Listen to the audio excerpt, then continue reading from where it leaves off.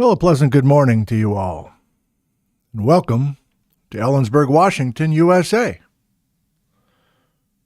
It is positively balmy out there. 42 degrees Fahrenheit, and I appreciate you tuning in.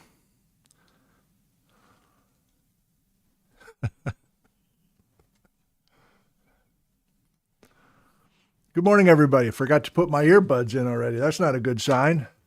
Otherwise, I'm feeling great. The local time is 7:49 a.m. Pacific time on a Saturday morning. Saturday, December 6th of 2025. We are loud and clear, 5x5. I think I'll just do this pre-stuff without earbuds. Guess I don't need it for this. Maybe I never need them. That's not true. I need to hear stuff when I'm playing them on screen.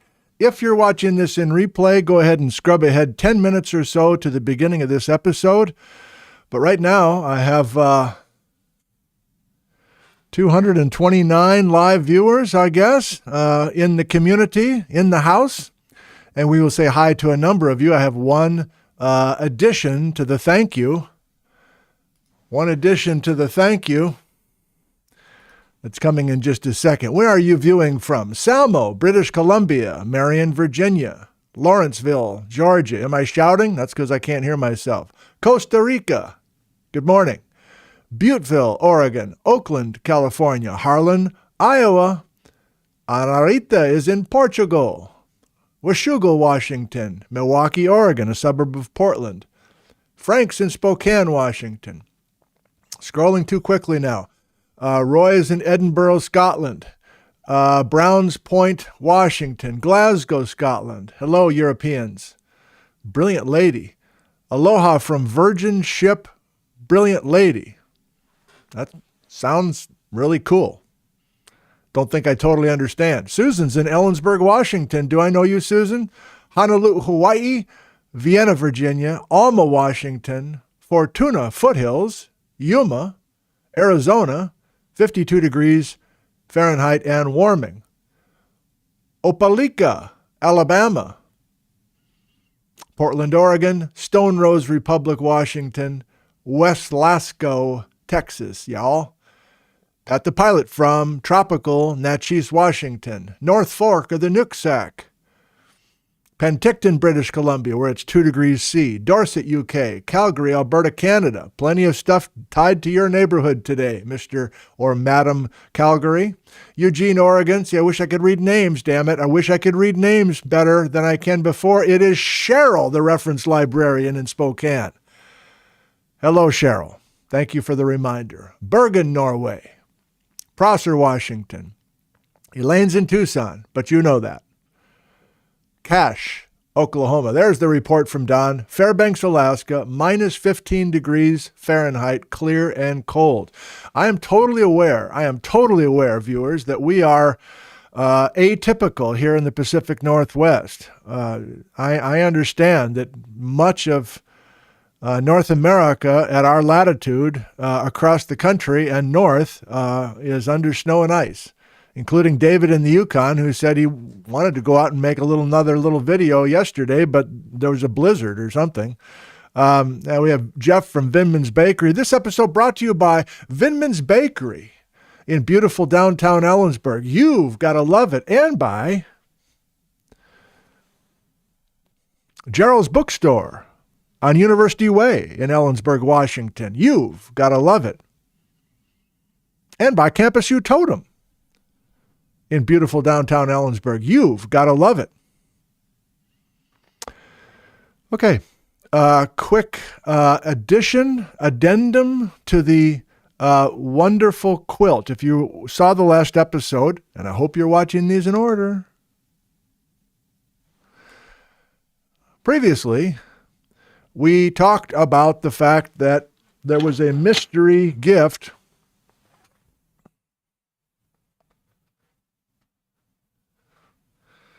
a blanket, a quilt, an Afghan, whatever you want to call it. And I showed the entire thing last episode, and I said it was just dropped at my door. incredible care and skill to make that Nick on the Rocks blanket, but no name. So I showed up yesterday afternoon in my office to check in for a couple of hours, and an envelope was slipped under my door, right there. Stepped on it, bent over, thanks to yoga, and Connie. Connie is the mystery person. And envelope simply said, Nick, because every rock star needs a blanket, from a student. And Connie, I have your last name, but I'm guessing you want to stay anonymous. So thank you, Connie. I don't know if you live in town. If you do, send me an email. Let's visit. I'm not that easy to get a hold of these days. The door's often closed or whatever, but I would love to visit with you just to thank you in person. So, wait. Connie. I just saw Carla, but see where. Okay, got it. So, thank you. I got to memorize this now. Connie. Thank you, Connie. Blanket by Connie. Buckets by Pat. Google Earth by Glenn. Cozy Fort by Steve. And so on. Okay. It's 5 minutes to the top of the hour. We will begin in 5 minutes. I need to get the things in my ears, take a little walk. And so there's Connie's blanket. There's Vindman's whales. And you are here. More than 400 live viewers continuing to pour in. Thank you for being present today, students. We will begin in 4 minutes.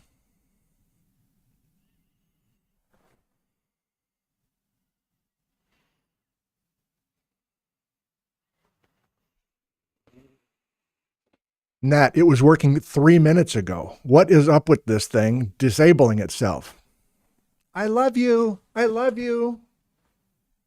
Yes, I've been up since 5. Window. Put this stuff in.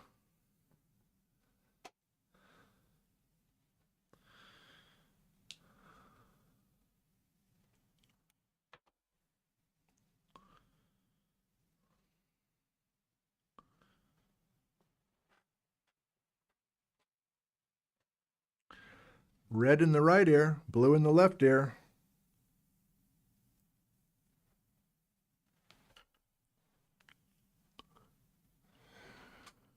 I assume we're still 5 by 5.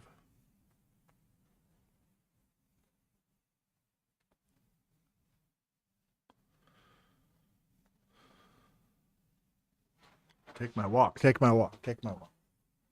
I got keys.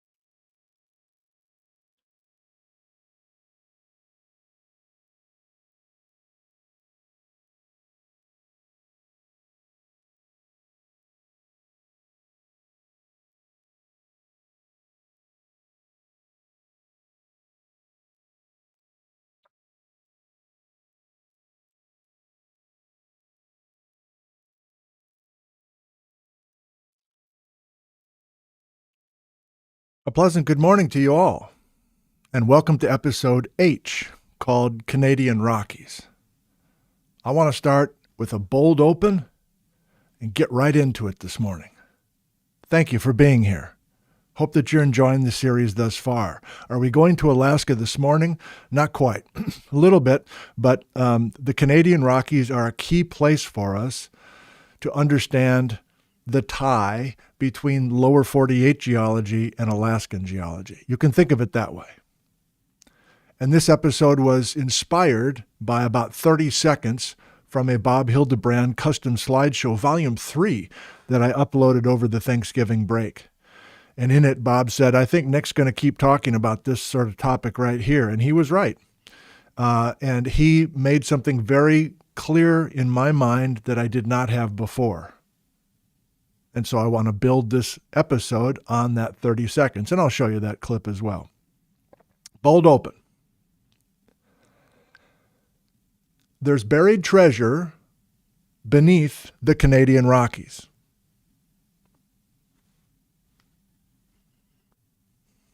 Trying to get the room to settle down. Bold open. There's buried treasure beneath the Canadian Rockies. Okay, what is it, gold or silver or silver and gold? No, it's the Tintina Fault. The Tintina Fault is buried beneath the Google Earth by Glenn viewer photo scenery of the Rocky Mountains of Alberta and British Columbia, man. There's a Tintina Fault. And in the last episode, we decided as a group, I guess I decided, but whatever, I just want to call it the Tintina. It is called the Tintina Fault, a major strike slip fault in Alaska. If we follow that to the south through Yukon, it's still called Tintina Fault, which is beneath the Tintina Trench. If we go down to British Columbia, the Tintina Fault is underneath the Rocky Mountain Trench. And the Tintina Fault is underneath Sky Cooley's house in northwestern Montana. And the Tintina Fault is concealed and buried as you go down through Wyoming and head towards Utah. And the Tintina Fault is underneath Las Vegas and Arondonaghy land. Yeah, we're still in Hildebrand land, everybody. And I've gotten, some scolding now. A bunch of people are watching. A bunch of people are emailing. Some geologists, some non-geologists. And they're starting to get a little nervous. Like, you're making this way too simple. It's not this simple. You're not being honest and true to the data. You're not addressing how complicated all of this is. So that message keeps coming at me. And number one, it's criticism in a way, and I don't crumble with criticism. That doesn't bother me at all. If you're a public person, you get all sorts of criticism, so that's fine. So maybe I can just say it this way, if you're still a little bit confused about what I'm up to. I'm trying to stimulate discussion. Mommy and Daddy have not been talking to each other for decades. And when they do talk to each other, they talk past each other. They don't respect each other. I'm trying to stimulate discussion, especially for young geologists who are working in the American West, the North American Cordillera. These are interesting concepts that should be at least understood at the most basic level, and we are exploring them at the most basic level. Actually, it's way more complicated. I know that. I'm zooming out and being vulnerable and talking and trying to stimulate discussion. Let's go. Document camera. Yeah, we know. Come on, man. Thursdays and Saturdays. Here it is. Got the building to myself. Love it. So let's start with, where am I talking geographically? Alaska, Yukon Territory, British Columbia, Alberta, the lower 48, down to Arizona. Mexico's off the map. Okay? When I say Canadian Rockies, I am imagining the Continental Divide, and I'm imagining the Rocky Mountains north of 49 degrees north, British Columbia, Alberta. Calgary is nearby. Calgary is going to be a kind of a reference point for us this morning. And that Canadian Rocky geology crosses a little bit into Montana and Glacier National Park, although there are a couple of key differences right there. And the Tintina Fault is coming right through this scene. We know that. We've been establishing that earlier in the episodes. Okay, very good. The Rockies do continue, however, and there are Rocky Mountains in Colorado, of course, and in Wyoming, and this portion of Montana, but that's not what I'm really talking about today.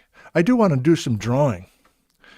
So at the beginning of my teaching career in the late 1980s, I was teaching geology of U.S. national parks. And that was my way of showing beautiful photographs and showing that we could apply some of these geology concepts. And that's before I moved to Washington and knew how wonderful Washington geology was. But back then, I was talking about Glacier National Park and Rocky Mountain National Park and all these beautiful places that I had been to just as a impressionable young person. Glacier National Park in Montana is where I discovered geology in the summer of 1983. So I want to do quickly what I was doing with my students back in 1988 to 1989 as a beginning step for us. So if I go back to Docky, please remember that in our most recent episode, we formalized some colors. These are millions of years ago. Green is when we kick on the Tintina Fault. Blue is when we kick on the Denali Fault. Brown is our main color today. I promise I didn't think of that when I got dressed this morning. I promise. But it dawned on me 10 minutes ago. Yeah, I'm wearing a brown shirt. This is a chocolate brown episode. We're going to make the Canadian Rockies in brown time. In fact, this is the chocolate piano episode. This is our target window today, stimulated by that moment from Bob's slideshow. Okay, I don't know if we'll do much with the 124 collision, the 100 collision, the 84 collision.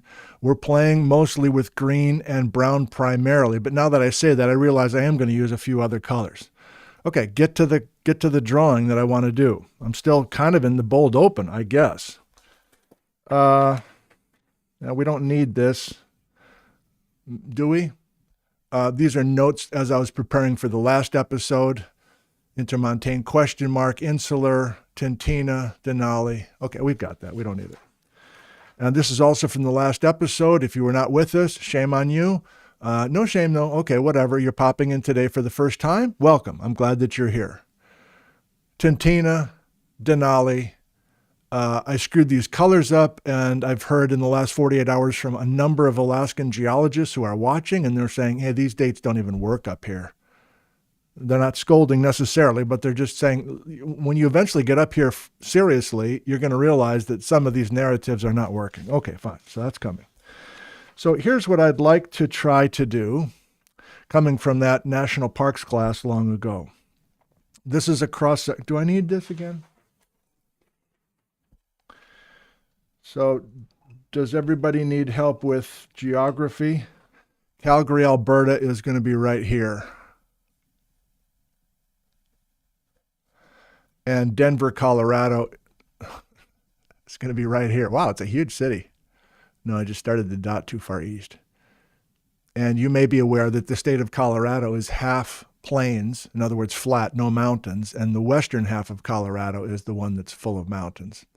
And you may be aware that Calgary is on the plains, and east of Calgary it's super flat, but then the mountains just rise out of nothing, like this incredibly dramatic transition from the plains, the Great Plains of North America, to the mountains is just so stunning. And I'm remembering that as I'm taking the train from Fort Atkinson, Wisconsin, saying goodbye to my mother. My mother's crying for the first time that I remember, like totally sobbing, and that shook me up.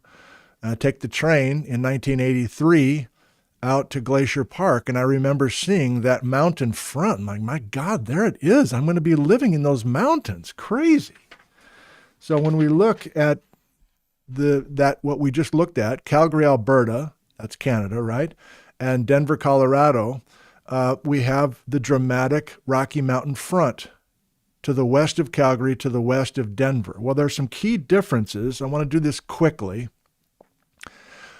This is not our topic today, so let's start with it and just get real simple.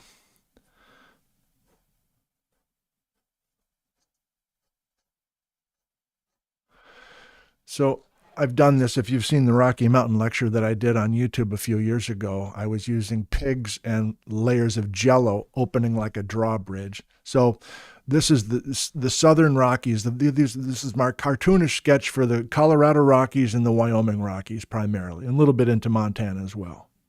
So we have, here we go, green.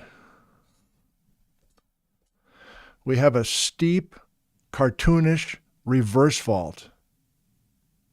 And that steep, cartoonish reverse fault is causing this part of North America's craton, the crystalline basement of North America, to lift. And those younger sedimentary layers that were originally flat are going to open up like a drawbridge to allow this essentially vertical uplift to build the Rockies in Colorado and Wyoming. I guess we'll just call them the Southern Rockies, if you don't mind. U.S.-centric terms, but whatever. Southern Rockies, block uplifts. This is the thick-skinned laramide uplifts, but I'm using green.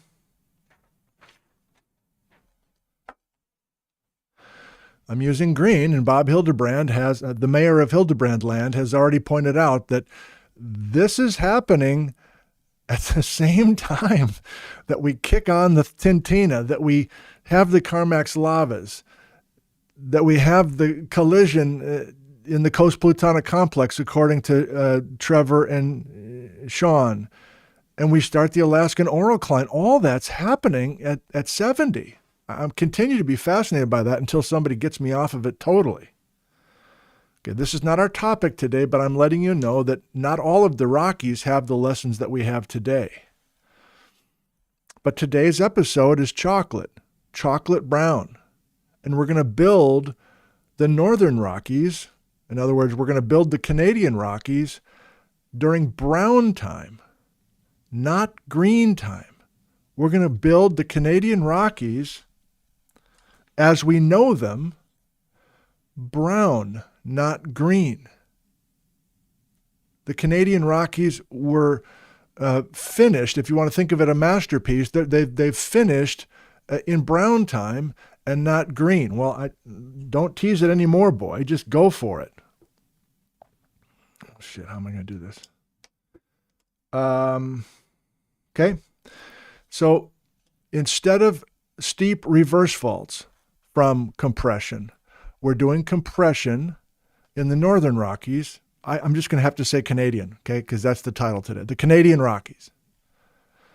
And we're going to make this incredible transition from Rocky Mountain wonderland to Great Plains, not by doing this, not by lifting a drawbridge, but instead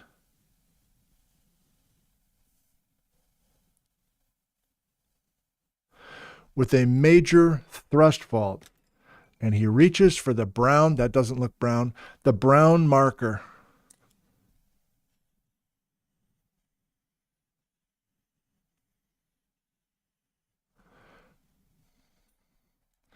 This is a major thrust fault that's taking crust that was off the sheet of paper to the west, more than 100 kilometers, and shoving it eastward up onto the Great Plains.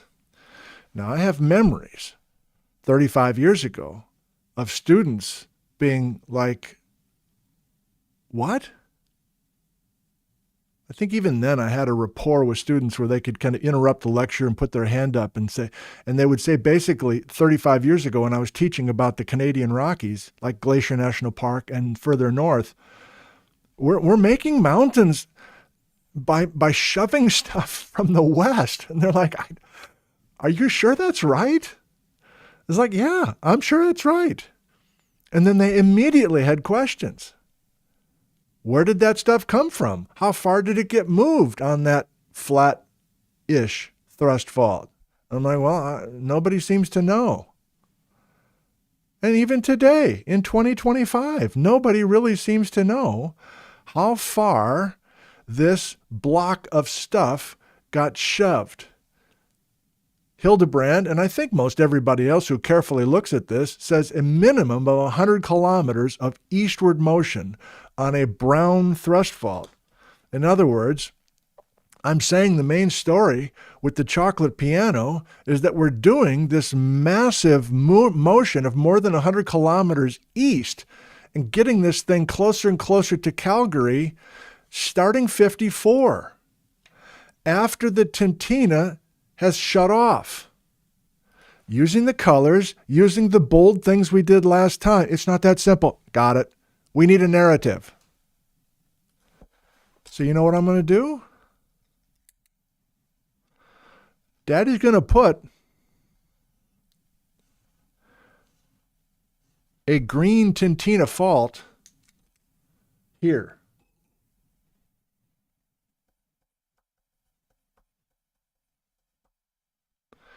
That was active between 70 and 54. But we're going to conceal the Tintina fault by shoving this chocolate piano up onto the stage. Okay, let's let that simmer for just a second. Story time. My parents did a nice job with me and my sisters. I don't know if you feel like your parents did a good job, but I think my parents did a good job. They were both coaches, high school coaches. My dad coached football and track. My mom coached tennis. They were both K through 12 public school teachers. And my dad farmed and was on county board, and my mom was very involved in the community, and also both of them thought it was important to take us to theater performances in Madison, Wisconsin, in Milwaukee, Wisconsin, in Fort Atkinson, at the Fireside Restaurant, Theater in the Round, even down in the Erie Crown Theater in Chicago. So we had a balanced upbringing from my point of view, and I'm grateful to them. And even when I get criticism today, I don't crumble because of that wonderful upbringing. I mentioned the theater thing because that left an impression on me. I love theater. And I was a theater major before I found geology at the University of Wisconsin. And moving to Ellensburg, and we had 3 small boys, I wanted to get them involved in theater. I was impressed by how my parents did it, so I wanted to do the same thing. So we did a lot of sports and we did a lot of theater. So 20 years ago, I was involved in Ellensburg Community Theater at Morgan Auditorium, the place that I give the downtown lectures now. Same stage, same everything.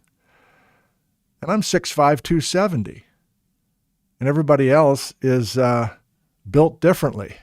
And many of the theater majors are 100 pounds, 5'1". And so I bring that up because one of my jobs, showing up to rehearsal, was to take the piano out in the hallway, which was on little wheels, and I had the build and the strength to get the piano onto the stage. And there was a slight incline. So the stage and then the wings are off stage and then the hallways out beyond that by the bathrooms.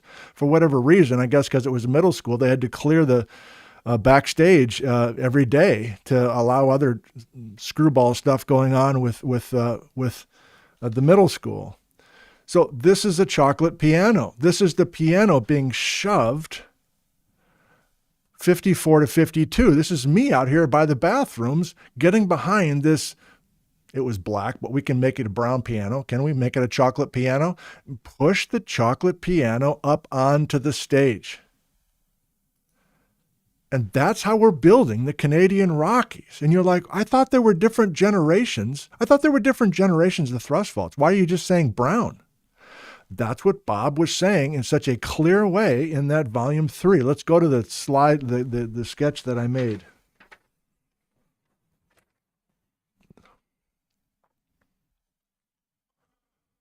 It's not that simple. Got it.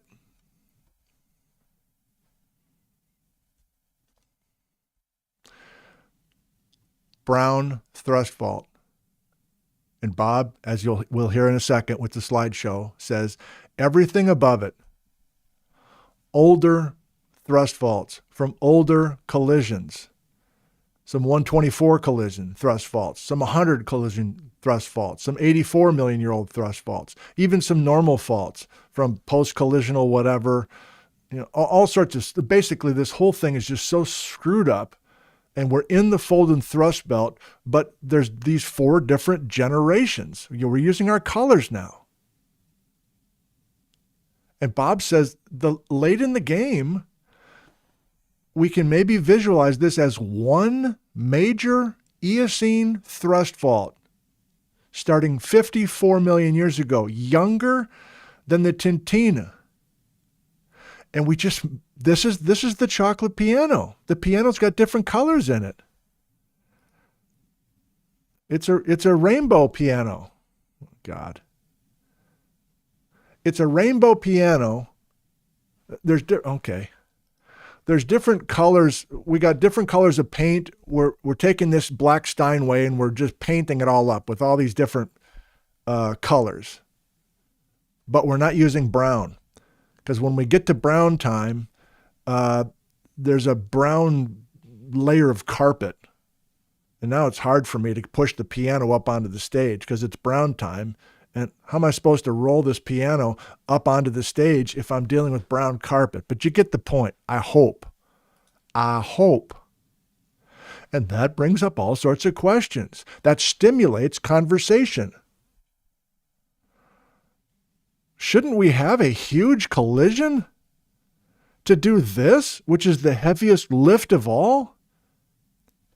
You need the guy built like a linebacker to go move the piano from out by the bathrooms onto stage. Where's the energy coming for that? That's not one of the collisions? You would think, just looking at the Canadian Rockies, come on. You would think, just looking at the Canadian Rockies, that this should have a circle, that this should be a bold 54. That we have the collisions from the other, we have the thrust faults from the other collisions. Those were major collisions. Those were major hits with something out in the water.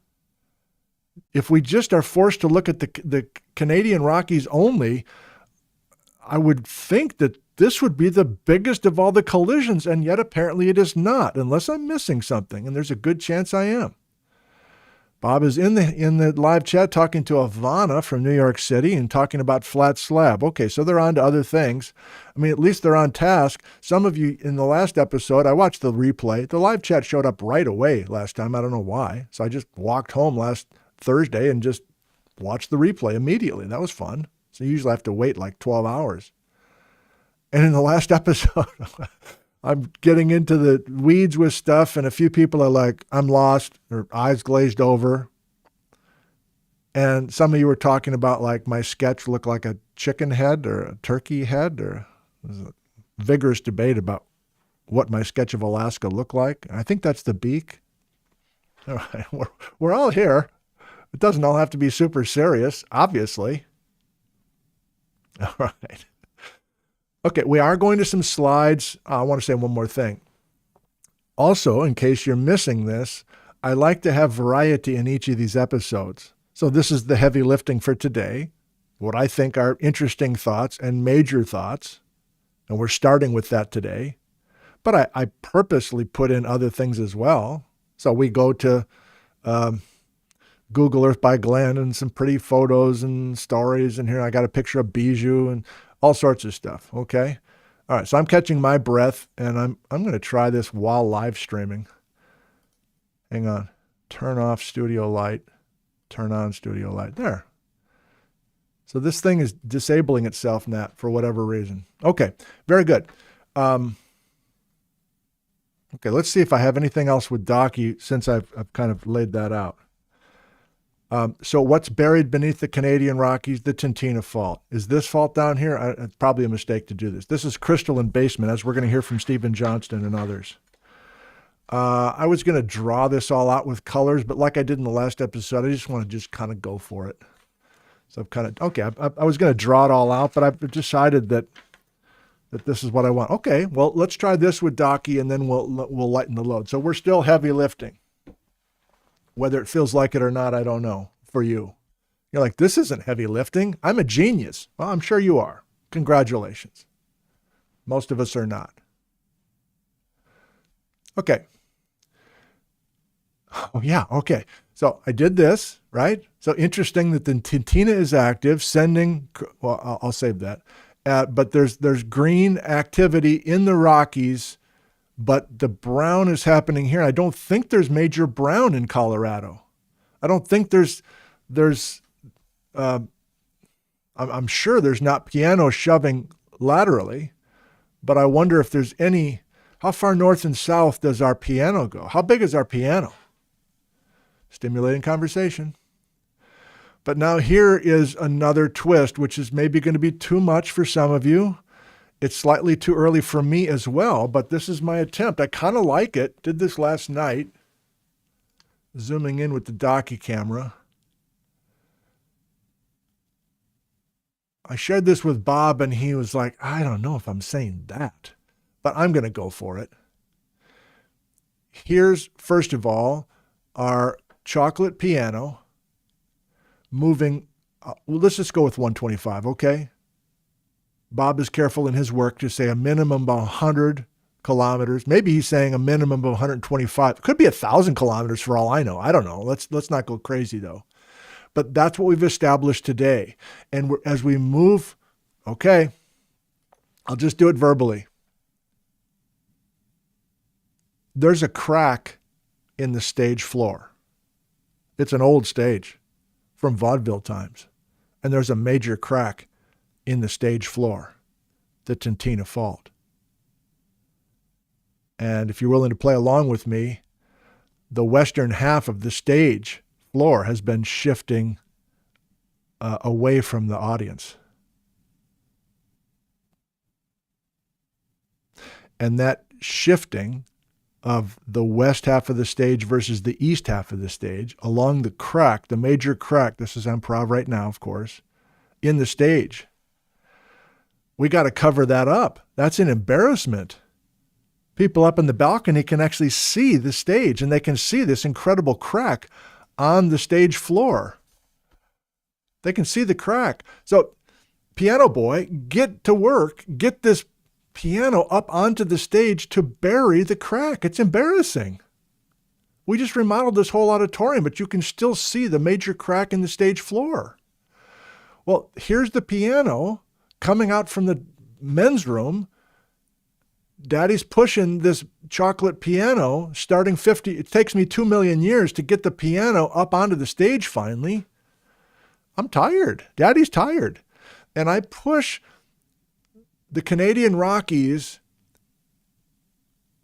125 kilometers east to the point where I finish the job. At least I can get some of this piano to cover the crack in the stage. And this goes back to, I think, the first or second episode where some viewer said, and I remember that comment, there's always the comments that stand out. I appreciate all the feedback. It's fun to see all the reactions. Somebody said, the tintina fault is in the Canadian Rockies, but there are some Canadian Rockies to the east of the tintina. I don't know why you'd say the tintina is like this major sending everything north thing. Well, we're addressing that today. We're addressing it today because the shoving of the chocolate piano is younger than the movement north on the tintina. So we are getting some of the majestic Alberta Rockies. We're getting some of those Alberta Rockies to the east of the Rocky Mountain Trench, and beneath the Rocky Mountain Trench is the tintina. God, this is working for me currently. No idea how you're feeling out there, but and then you're like, okay, I think I get that. I think I can handle that. Well, wait, it gets more dramatic yet. Because remember, the tintina has 1,300 kilometers of northward motion. And you can see what I'm doing here. I've tried to, you can't see it probably very well, but I just did this morning. I took some purple ink, red ink, and gray ink and put them in. So here's our fold belt with the 3 older generations of collisions. In other words, thrust fault family. Purple, red, and gray. But Bob was screaming in the live chat yesterday, don't call it Yukon. It was made down here. It's ridiculous. It was a text from Bob. He says, it's ridiculous to call this Yukon. Well, it's up in Yukon now, but this is Hildebrand land, and we need this stuff down here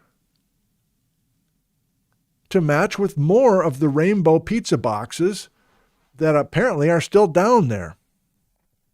Somebody emailed me middle of the night, and I just glanced at it this morning. Can't remember who you are. Thank you. Showing pizza boxes outside of Las Vegas. I haven't had time to think about it, but there is some beautiful dipping stratigraphy outside of Las Vegas, Nevada.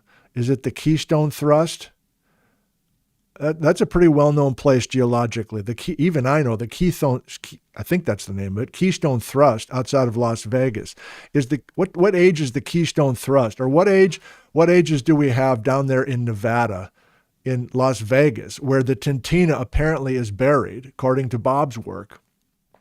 I would love to be able to tie some of the pizza boxes up here in BC with the pizza boxes that are outside of Vegas. Probably not the way to go, but just curious. So last comment, and then we'll lighten the load here a little bit and have some fun with the slides. Excuse me. The rainbow pizza boxes, pizza boxes are the older thrusts, were all together here. So the piano itself, if I'm getting this right, the piano itself, we're making the Steinway, the chocolate Steinway down here in Nevada and western Utah. We're moving the piano 1,300 kilometers north, and then when we get into brown time, we bury the thing that sent it north. Isn't this fun? This is not talking about Jefferson County, Wisconsin geology. This is talking about the entire North American continent and some of the most beautiful places in the North American continent. This is fun. I'm not asking you. I'm telling you. This is fun. 700 live viewers. All right.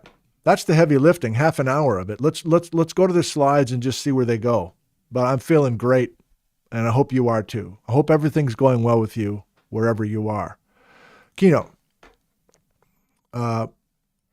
We definitely have to get to Google Earth by Glenn and more viewer photographs, but let's see what we have here. We made an episode a while back for PBS, and somebody bought this footage. We're flying, I guess a drone, but maybe even like an ultralight or something back in the day. Glacier National Park in Montana.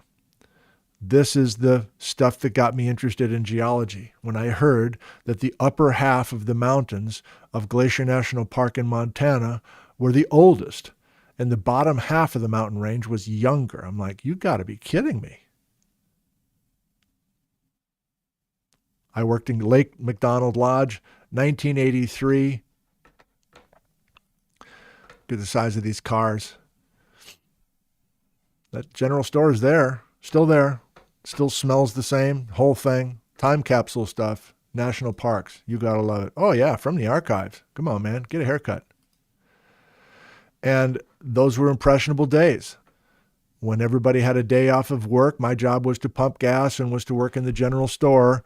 Whoever had the day off, we would find somebody's car that they would loan us or even hitchhike to the trailhead and just do a day hike. And I'm literally off the farm. I've never done any of this before. These guys had all grown up in the Pacific Northwest. Webb's a high school teacher in Seattle, but he's from Minnesota originally. So those trips, there's the Brown Steinway right there. It wasn't a class for me. It wasn't a professor for me. It wasn't a book. It wasn't a National Geographic article. It was living in the mountains for 3 months. And I'm like, I got to get into this geology thing. So this is an older map from Robert S. Hildebrand, and he refreshingly shared some modification. Like, I'm always curious about that with Bob. Like, are you just stubborn and sticking to your stuff for 20 years? Well, here's an example where he said, I backed off of something. he wanted this to match with this. And he says, I no longer think that. So maybe he doesn't like me showing this map anymore, but I love this map because here's our thrust belt with all of our thrust faults. They're all colored the same. We're not doing that today, but here are the pigs coming up through the jello in Colorado and Wyoming and a little bit of Montana. And even though Bob doesn't like this anymore being down here, he likes this being down here, and he likes this connection as well.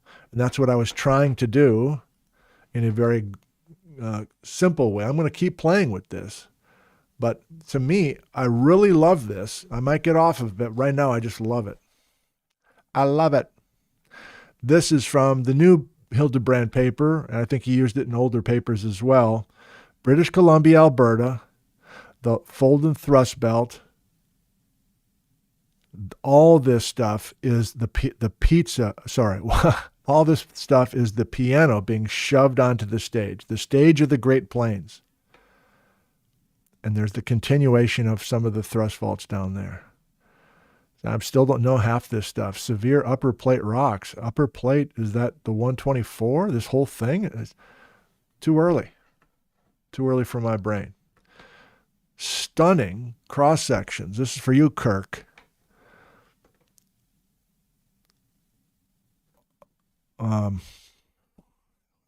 There's a lot to talk about, but what do I want to say? I want to say the main thing that Bob has been saying for a while now. Generations of geologists have just assumed that all of this brittle deformation is the same age. And if they take time to balance these cross sections and restore everything to the layers before they got all sliced and diced, they did it assuming that everything was sliced and diced at the same time or from the same collisional event. We now know, at least according to Bob Hildebrand, that there are 4 different colors, 4 different ages of thrust faults, and therefore it is inappropriate to just undo everything and make one simple Grand Canyon picture. But that's not the main message today. The main message is this white down here is North American crystalline basement. North American crystalline basement. North American crystalline basement. That's the stage. And this whole thing is the piano, the Technicolor piano. You're like, I thought it was brown. I thought it was chocolate. Well, it's chocolate because the major thrust fault is brown. And we're carrying everything. Isn't this dramatic? Pushing this whole thing. And you're like, where's this coming from? And then I'm still too early, but like, isn't some of this the thin-skinned stuff that was being scraped off as you subduct North America? It's like, oh my God, really? Like this is the accretionary wedge? It's going to take a while for me. Maybe you're ahead of me. Gary Paul. Settle us down. Gary Paul. Digitized slides from 1995 or earlier maybe. And Gary taking the time, Mount Rundle in Banff National Park. This is British Columbia or Alberta. I don't even know. Weak geography up there for me. Thrust fault, Devonian, which is older than Jurassic, younger. Thrust fault, Mississippian, just a contact here. Thank you, Gary. Yellow lines, yellow label Gary. He's back at it, everybody. But these kinds of cartoons are pleasing for the Canadian Rockies. But even these guys, they're not even bothering to label it. But to me, this is the exclamation point. That's the brown thrust fault that's moving everything. Isn't your eye drawn to all of this? You're like, wow, look at this. These Canadian Rockies are just so complicated. It's amazing. That's true. But lost in all of the drama here is the fact that this entire wad of Technicolor stuff is being moved as a unit and shoved up onto the stage. Crazy to me. I'm yelling because I didn't really have that before as clearly as I did. So this is the clip. And this is why I'm wearing earbuds, so I can hear Bob properly. This is the 30-second clip from Volume 3, Hildebrand. And I wanted to make a point about this area because I think that Nick is going to continue to talk about it. And this is the figure from my Tintina Rocky Mountain Trench paper. And it's important to note that the thrusts labeled 50 million years, 52, 54, 51, 56, are all, of course, within error of each other because they're mainly the same thrust. But everything else to the west is just being carried in that thrust sheet, I and love that. it's all just a whole bunch of jumbled thrusts and normal faults and things that relate to older collisions and so forth. There's not a whole bunch of thrusts to the west of this thrust that are active at that time. However, the thrusts to the east of that in the Over foothills here. belt were active uh, in the Eocene in the 50s. Okay, so it's not one fault, I guess. Here's the major brown thrust fault that, as Bob says, carrying everything. We're looking down from heaven, right? So we're looking at a map, not a cross section. I don't know. Would it be helpful to go back and forth? Let's try this. So this is the Technicolor rainbow. Redundant. This is the rainbow with pizza boxes of different ages. This is the basal thrust, brown, shoving everything onto the stage. This is the rainbow pizza, stop, concealing the Tintina. So Bob is showing us a map looking down from heaven at this thing, which is this heavy brown line, this black line, the McConnell. And I think there's a couple other names, Livingstone and a couple others. But Bob, at least by email, has said a couple of times, there could be just one fault here. And then these thrust faults that you'll notice are drawn more with thin lines, they might just be splays off of this major fault. So I'm choosing to ignore these guys. There's foothills, but that's not the main story. The main story to me is the 56, 51, 54, 52, all within error, as Bob says. And everything above is being shoved. So what I didn't understand a while back, and I think I understand now, is that this is the trace of the Tintina. This is the buried treasure underneath gold in British Columbia, underneath Radium Hot Springs, underneath the frickin' Rocky Mountain Trench. Come on, man. But there's Canadian Rockies to the east of where the buried treasure is because of our chocolate piano being shoved over. Like the stage is here. This is the leading edge of the Steinway. Okay, different way to say it. Different way to say it. When the Tintina was active, there was no brown yet, right? When the Tintina fault was active, green, there was no brown. We got it. But when the Tintina was active, the piano was back over here. There was nothing on top of the Tintina. And that's why I'm being careful narrative-wise to kill the Tintina when I do, so that we can then have a dead Tintina and move the piano over the Tintina. And then as we do that, we're going to eventually erode most of this away. So an interesting thought, I'm not sure if you like it, is that maybe you're like, where is the Tintina in the piano? And I think it might be gone. I think there were this is just the remnant of the piano. I think we had a much bigger piano that was moved, and we've chewed most of the piano away and eroded it away. And some of it's the Wasatch Formation, I guess, and some of it's just totally gone, including the Tintina. Now, does this make sense? I think it does, doesn't it? I'm not. That's maybe going too far. That's maybe going too far. All right. So that's what the arrows, Bob helped me realize what the arrows are. This is getting the piano back. No idea where you are over there. I'm just happened to glance a couple things. Works for me, Nick. I'm late. What is piano? Okay. Yeah. All right. Yeah. So this is, I'm going to give this big keynote lecture up in Calgary next May, and I'm probably going to use this kind of stuff unless I back off for some reason. But so I'm very interested in the details here between Calgary, Alberta, and central BC for a number of reasons. And the implications for Alaska are pretty big. Yeah, I guess these are all brown.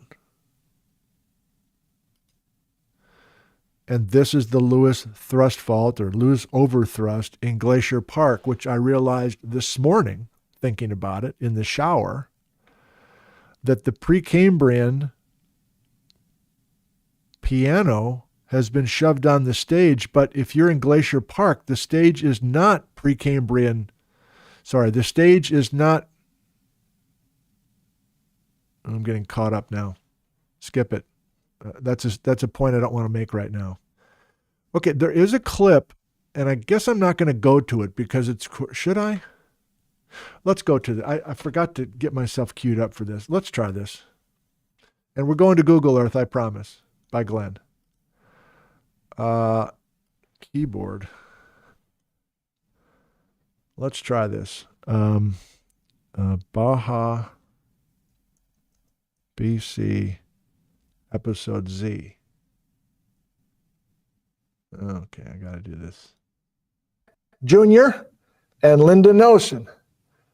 That's A. This is Z. Laramide style uplift the belt.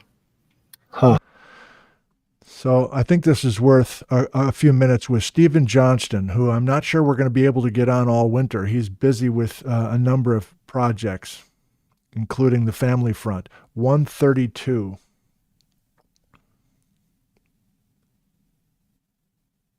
This is one of my favorite episodes if you haven't seen this, episode Z of Baja-BC.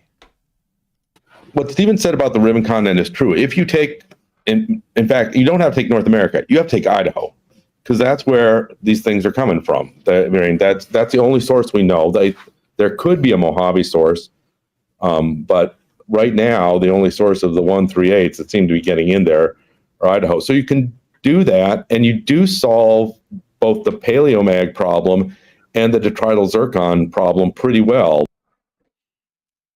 Okay, this is Karin Siglock, Basil Tikoff, and Stephen Johnston. Stephen Johnston is University of Alberta, Edmonton, but he has much experience in the Yukon, and he's the author of the Great Alaskan Terrain Wreck, ribbon continent type papers from more than a decade ago.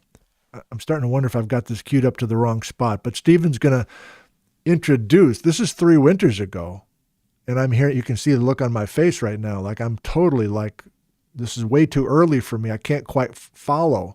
But Stephen talks about the Lewis thrust and the fact that we've got all this stuff being shoved up onto the stage.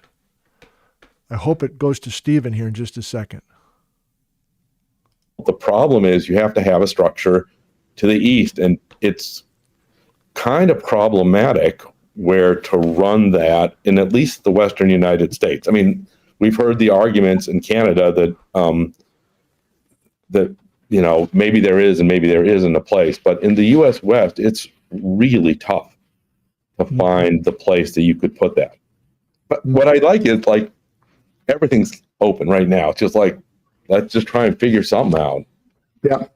Can I follow up on that with a slide? Good, you bet. Are we on here? Okay, let's just do this. Thank you, Stephen. So this is a terrible figure for a presentation, but it's from a nice paper by Barry Vandervelden and Fred Cook, who were at University of Calgary. And what it shows up top here is a geological map right along the 49th parallel in all of these terrible shades of gray. But the only thing you need to point out is this is the Rocky Mountains. This batch in here is our belt Purcell. Okay, carried on a major thrust fault that we call the Lewis.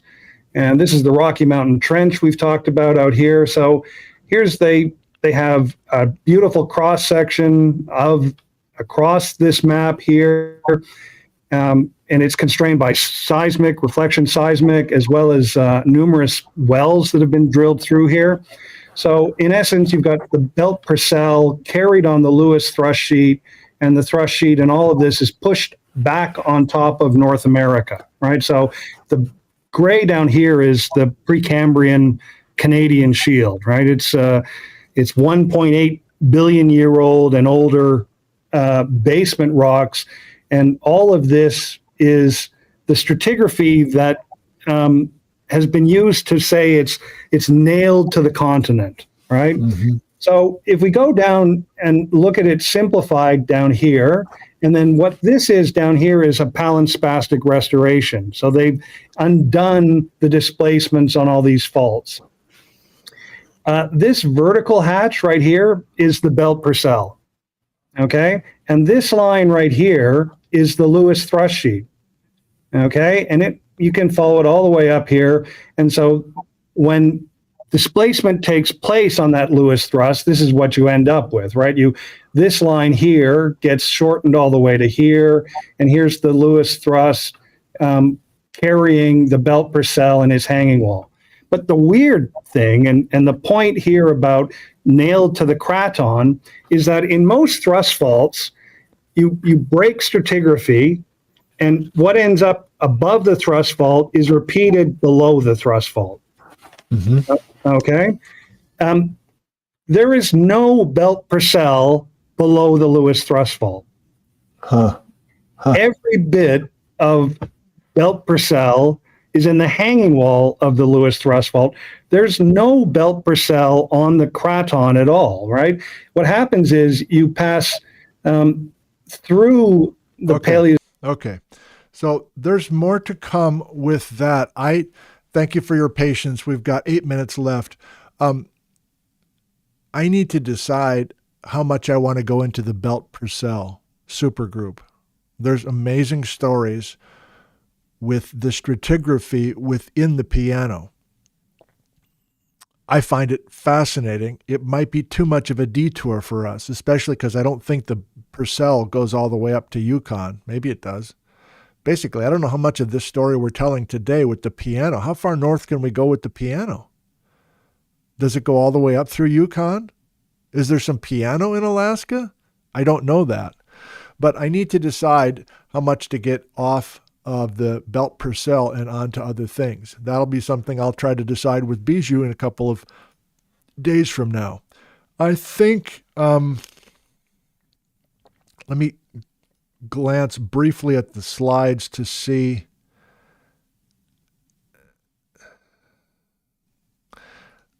A couple more images, and then we'll go to Google Earth by Glenn to finish out the episode today. I'm back to this thing again? All right. Jesus. It's here. Crystalline basement, made the point.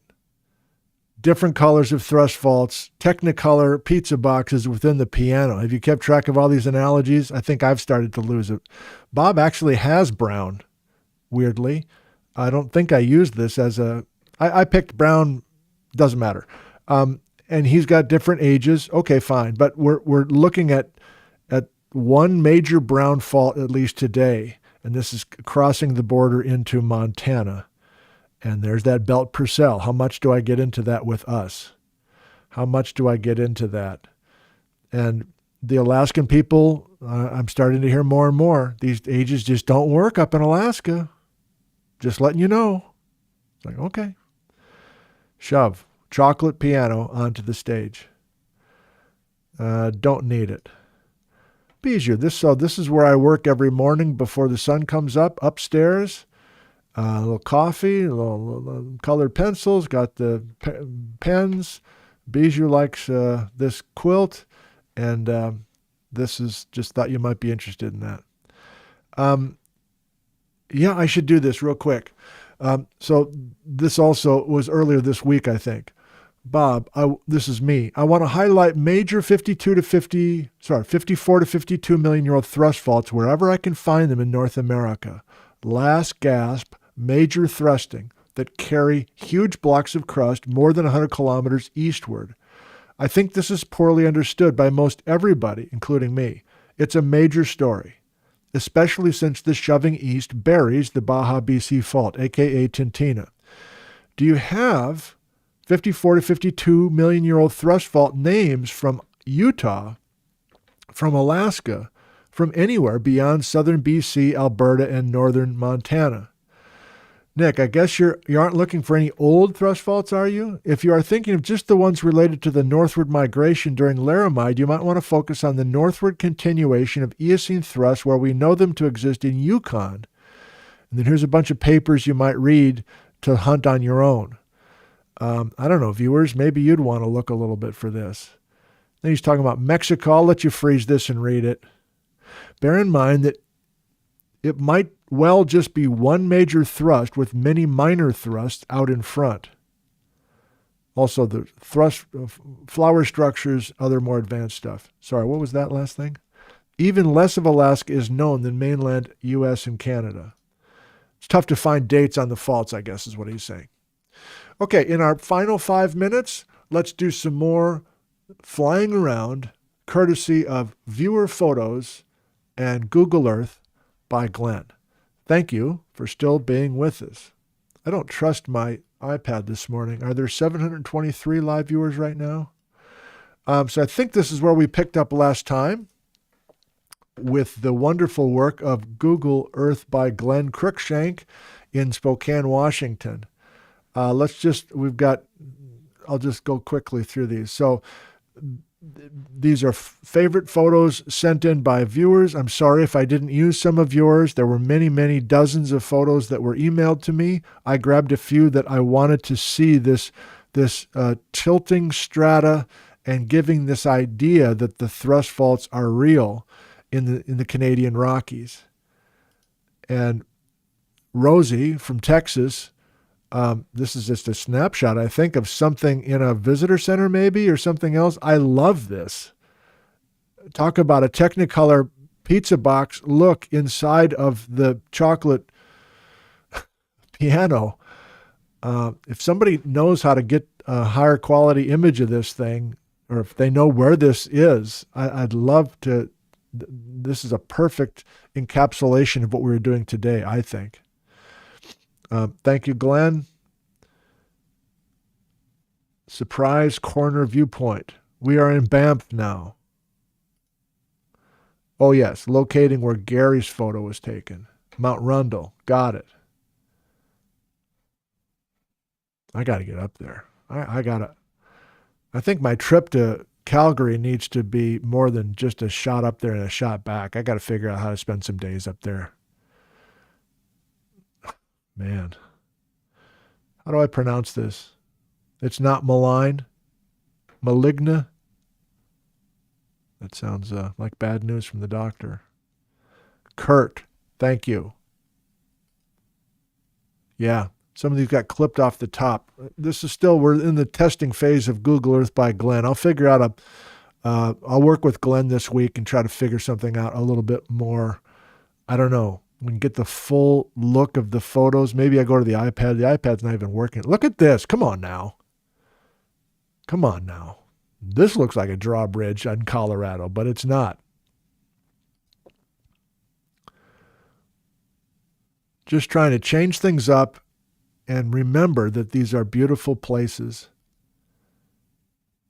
And Glenn gets us around in style.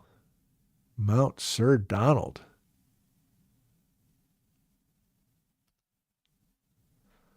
Where are we here?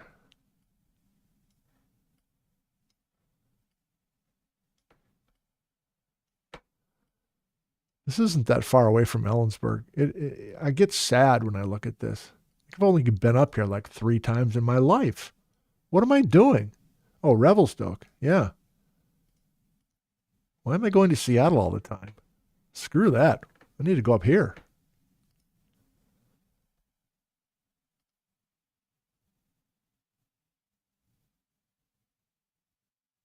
Snow Peak. We're back to Banff again. Glenn contributes his own. Look at that. So you know how this works. People are on vacation and they take a photo and like, look, honey, look at how those rock formations are so interesting. And what we're trying to do is just put some interesting geometries like this into perspective. There are major stories that can be told if you can find the right narratives and the right colors. Oh, yeah. Backcountry Gary. Let me go back. These two mountains here.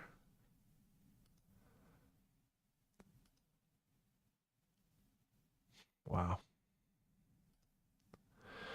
Thank you, Google Earth by Glenn. If you have more favorite photos, you're like, I already emailed you a couple photos. You didn't use them. I'm not going to send you anything more. I understand. But those that have favorite photos that show some of the concepts, this applies to everything we do in the alphabet. I'm interested in finding beautiful photographs that merge with some of the themes we're working on. It's the top of the hour. We're wrapping up. Even if you had stuff from the Colorado Rockies or the Wyoming Rockies that showed the jello layers opening like a drawbridge, it'd be fun to use those as well. It's the top of the hour. Thank you for attending today's class, students. We're not done yet. We're going to read, I guess, just 2 texts from Bob, maybe not even that, and might both be from Liz. And then we'll go to some live question and answers.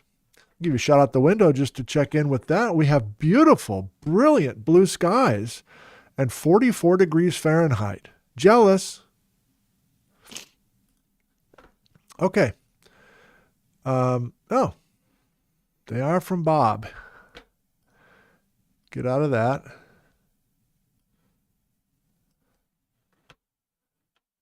Oh, a third text just came in.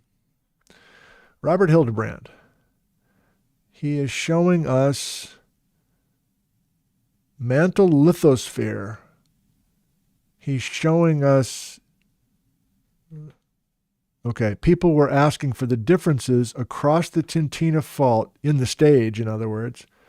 Here's Lou's cross-section from mantle tomography. We are definitely leaning towards mantle tomography from different workers and different folks, probably after the new year. But Bob's showing us that there's a major geophysical difference as it's imaged below the Tintina. Nick, I could have given you thrust fault names farther south, but I wanted you to do a bit of work so that they stick with you. Thank you, Bob. That's how I work. You're right. That's why I just suggested the papers. Well, thank you, Bob. Yeah, that is how I work. But I don't know if I have the time. Well, I guess I do have the time now. It's final exam week next week. So maybe I can fight through those papers. But I guess if a few viewers, if you're a viewer that's an A student and you want to, I guess, hunt with me to find brown thrust faults, 54 to 52 million years old. And I think Bob's going to be quick to say, good luck. There's most of the thrust faults in the American West and the Cordillera are not dated. There's only a few that have actually been studied with this illite thing or whatever this technique is. But it would be fun to go up and down. And yeah, I think it might be too much effort to hunt that down, which is essentially what Bob said so far. Like, you're going to spend 3 days looking for certain aged faults in Utah. That's not going to be easy to do, probably. So maybe the viewers can help. Maybe we just move on. I don't know. Sorry, folks, I don't have a lot of comments today because Nick was basically right on for much of the talk, and I was busy answering questions in the live chat. Robert S. Hildebrand, thank you. Wow. I'm going to go to Dairy Queen and treat myself to a Mr. Misty. I've got another slideshow almost done and ready to go this week, so be ready for it. Okay. Damn, that's new. Love it. Feeling great. Okay. Questions from you. Are you new to us? Are you understanding what this is all about? Why are you here? We do uppercase, not to shout, but to make sure that our questions can be seen. And we do a bunch of viewer questions right now before we sign off for the weekend. Bob's image on text helps me see what referred to for the missing fault. Well, thanks. Uppercase for questions, please. Patrick, how deep would the potential strike slip fault be under the thrust belt in Nevada and Utah? Would it be deeper/shallower than in Canada? I'm just going to be reading many of these questions, of course. John, I asked Bob, could the thrust be previous subduction remnants uplifted then eroded? He said could be. Thank you, Bob. Okay. I'm still thinking of Sky Cooley's question last time saying, is the Tintina cutting new ground? Or is the Tintina showing up in a previous weak spot or suture? And Bob says, it's not a suture. It's like, really? I think I still need to think about that. Talking about the Wasatch Fault, but I think that's very young and not the same as here. Could be wrong. I can't read your names now because of this at lowercase thing. Bummer. Is the brown thrusting of the Lewis thrust due to the reordering of global plates? Is that why there's no hit? Thank you. I even screen grabbed somebody saying that in the last episode. Do you remember hang on.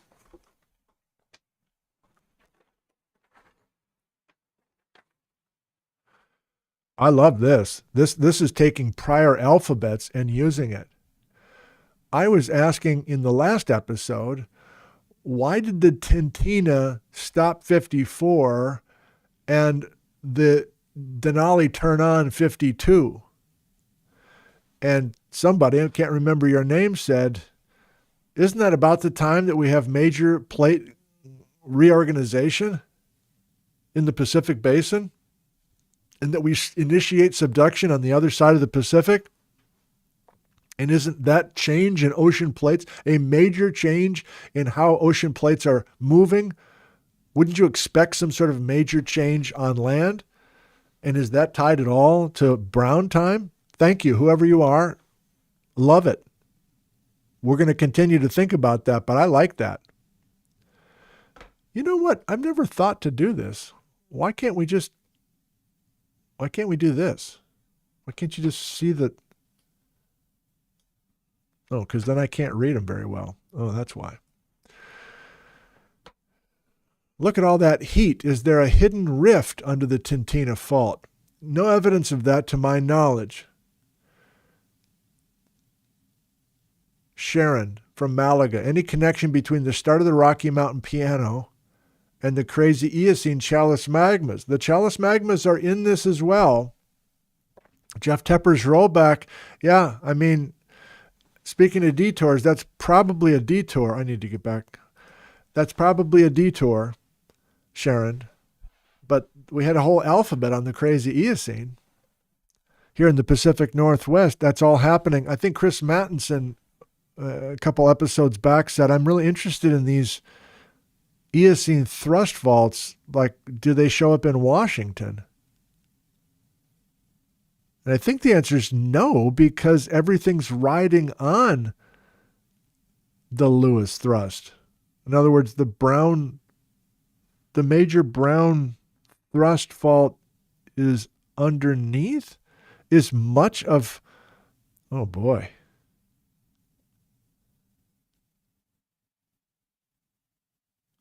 Did the North Cascades ride on the brown? Are the North Cascades of Washington in the piano? How big is the piano? How big is the piano? How big is the upper plate of this brown thrust fault of today's episode?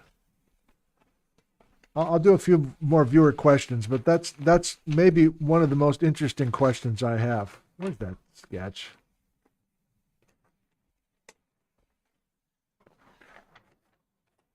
I don't have it. Here. How big is this thing? We know how thick it is. We know the dimensions of it at Banff National Park. But how big is this rectangle? And that is a reason to start thinking more about the belt per cell. Don't do it now, but thank you. What force is pushing the piano? Does anyone know? London Liz. Liz in London, England. These are major questions, aren't they? People are talking about Silesia. Well, the Silesia thing's coming in, but Bob, so there's one more. This is fun. This is so fun. I'm stimulating conversation. Come on, man, get off my back. Yeah, well, a bunch of people in retirement homes. No, they're not in retirement homes. This is a diverse crowd. Knock it off. I think Bob, in the last episode, talked about the purple time.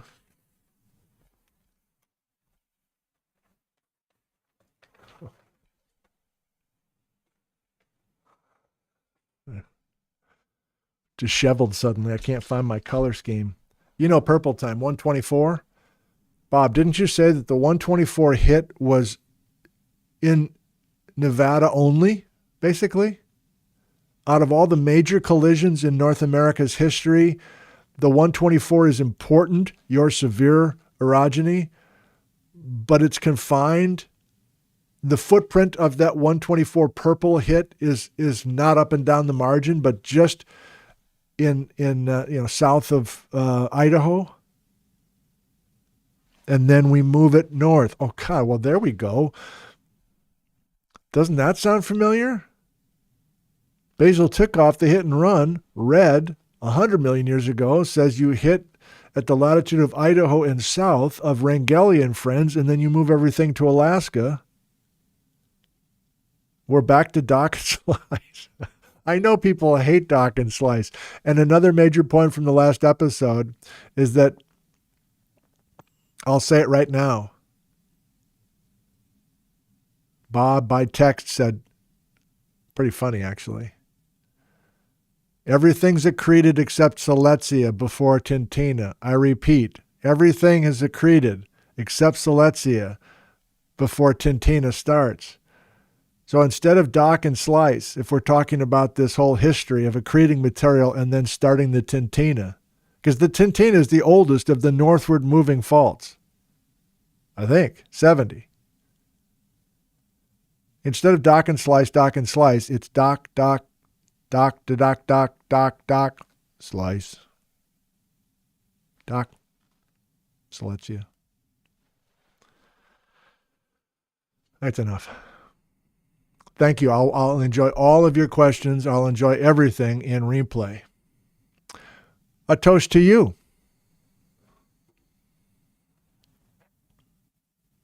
Here's to you.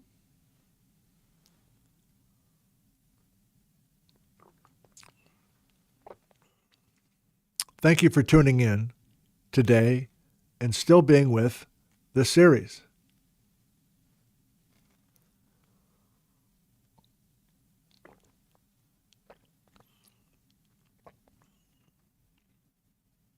Here's to all of us discussing about geology, discussing about learning, enjoying being together in a live community or a recorded and replay community. This is a learning community. Here's to us.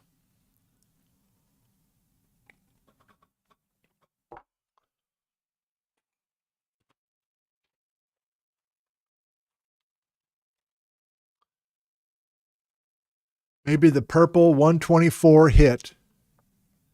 Maybe this guy's head is totally down south of Idaho. Purple time. And this is still down in Nevada and western Utah. 120, 110, 100, head still intact. 90, 80 million years ago, still intact. Nevada, Utah, 70.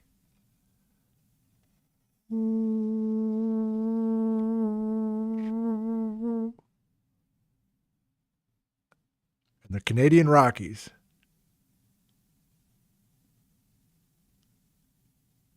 And the thrusts of Utah are no longer together. The orphaned Almanica, orphaned by a green strike slip fault and then buried by a chocolate piano. Thanks, everybody. I love you. Right. We'll figure it out.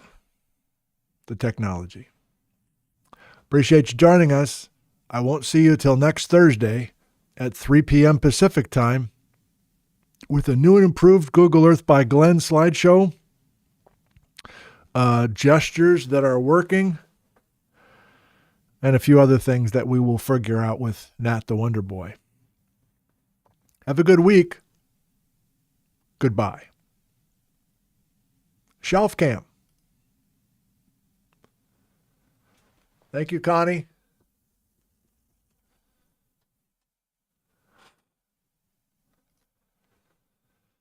Oh, yeah. Time to go out and enjoy.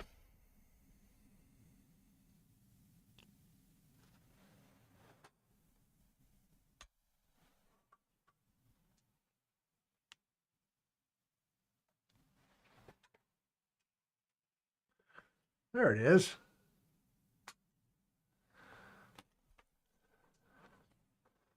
I was sitting on it the whole time.